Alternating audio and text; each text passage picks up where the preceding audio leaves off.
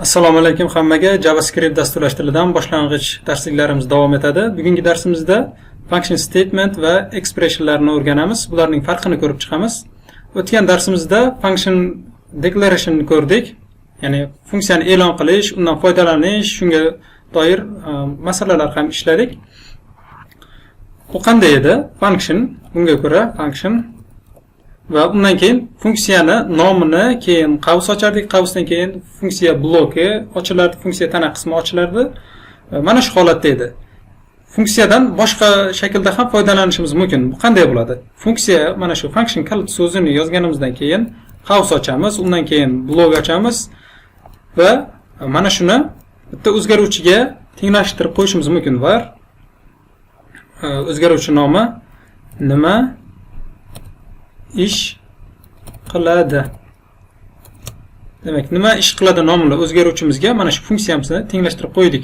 Bu biz o'tgan darsimizda yozgan funksiya bilan bir xil vazifani bajaradi. Buni chaqirib ishlatishligi ham, bundan foydalanishlik ham bir xil bo'ladi. Faqat mana shu holatda ikki xil holatda funksiyadan foydalanishimiz mumkin ekan. Buni nomini function expression deb nomlaymiz. Va yana function declaration degan narsa bor, ya'ni function e'lon qilish, funksiyani e'lon qilish degan narsa bor. Biz bilan oldingi darsimizda o'tdik. Function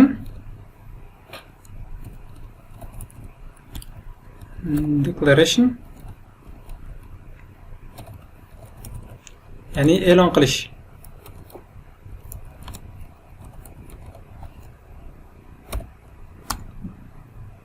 Bunda qanday bo'lardi? Function va nima ish qiladi? Mana bunday bo'lardi. Mana bu narsa e'lon qilish ekan. Biz buni o'rgandik oldingi darsimizda. Buni kommentga olib qo'yaman va darsimizni davom ettiramiz. Demak, function expression ikkita argument qabul qilib olsin. Birinchisi kasb va keyingisi ism. Ikkita argument qabul qilib oladi. Va bu yerda switch operatoridan foydalanamiz.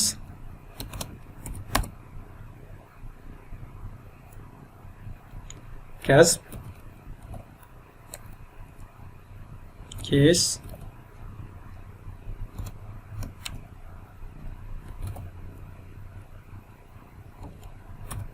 designer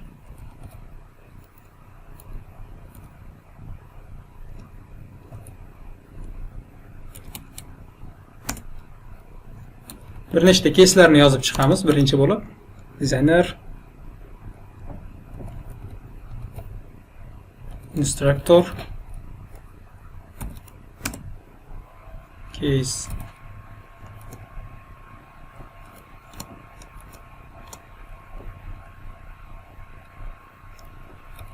dasturchi va default. Switch shart operatorini o'tganimizda esingizda bo'lsa, mana bu yerda qandaydir vazifa yozardik va undan keyin bir kalit so'zni yozardik.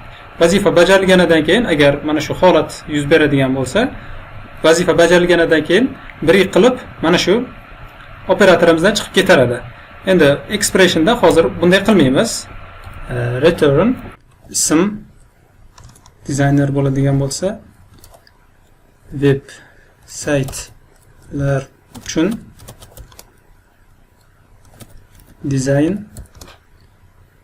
qiladi deb yozamiz. Va nuqta virgul, keyingisi return ism dasturlashni o'rgatadi. Va keyingisi dasturchi ism dastur uchun kod yozadi. Default return. Mana bu yerda return qolib ketdi. Return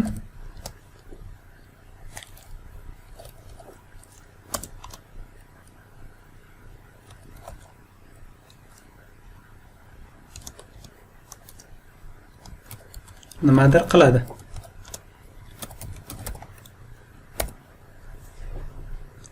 Saqlab qo'yamiz. Va endi mana shu funksiyani chaqiramiz. Chaqirish qanday bo'ladi? Bu yerda mana shu o'zgaruvchi nomi bilan chaqiramiz. Qanday o'zgaruvchiga tenglashtirib qo'ygan bo'lsak, o'sha o'zgaruvchi nomi bilan chaqiramiz. Nima ish qiladi? Nomini yozamiz, qaus ochamiz va bu yerda ikkita parametr jo'natishimiz kerak. Birinchisi kasb, ikkinchisi ism. Kasb uchun dasturchi ism Oxunjon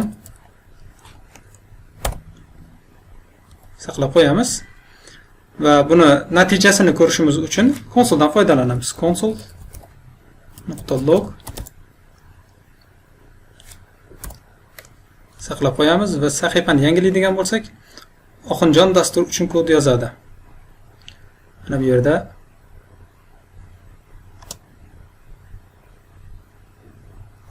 ishimiz mumkin.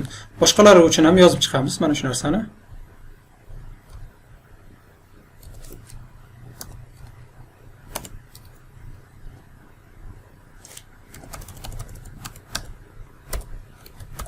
Designer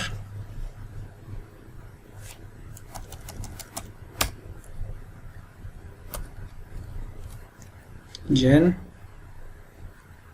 keyingisi dasturchi emas, instruktor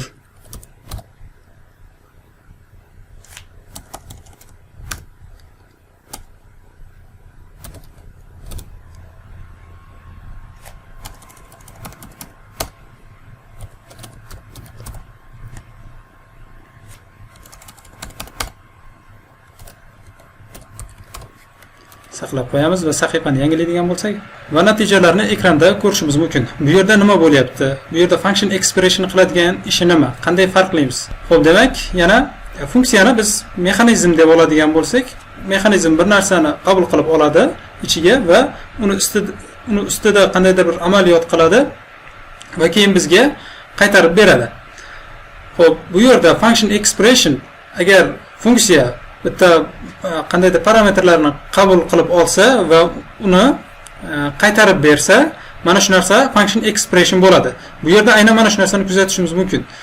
Function expression hozir mana bu yerda case mana shu designer bo'lganida holatimiz return qilyapti. Mana bu bitta string qilyapti. Umumiy bitta mana shu qaytarilayotgan narsa umumiy bitta string ism qo'shiladi, mana bu stringga qo'shiladi va umumiy bitta narsa bo'ladi va natijani qaytarib beryapti. Mana shu, masalan, birinchi qatorimizni ko'radigan bo'lsak, mana bu yerda 272-qator natijani ko'radigan bo'lsak, bitta mana shuni qaytarib beryapti.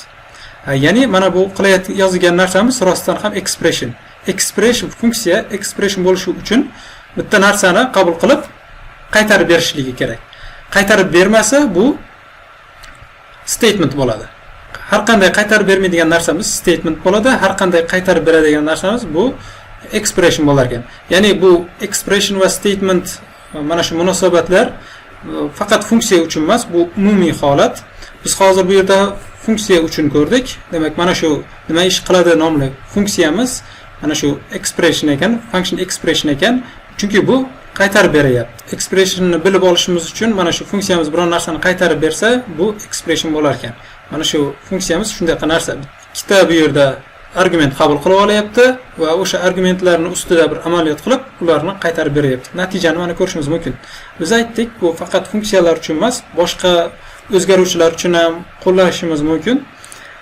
Misol uchun mana shu konsolda bir ikkita misollar ko'rsatib beraman. Mana shu konsolda yozishimiz mumkin. Masalan, 2 qo'shilgan 3 enterni bosadigan bo'lsak 5. Mana 5 ni qaytarib beryapti. Demak, mana shu yozgan narsamiz expression ekan. Qaytarib bermasa bu statement bo'lardi.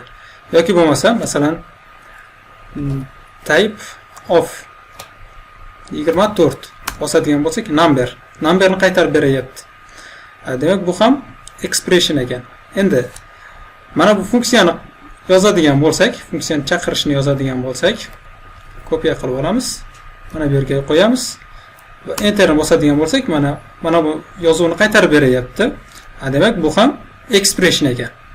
Va yana if true mana shunday shart operatorlarini ham foydalansak bo'ladi. Bu yerda mana shu metodga ham kiryapmiz, e'tibor beradigan bo'lsangiz. Mana shu konsolda barcha JavaScript kodlariga kirishimiz mumkin. If true blok yozamiz va bu blokda console.log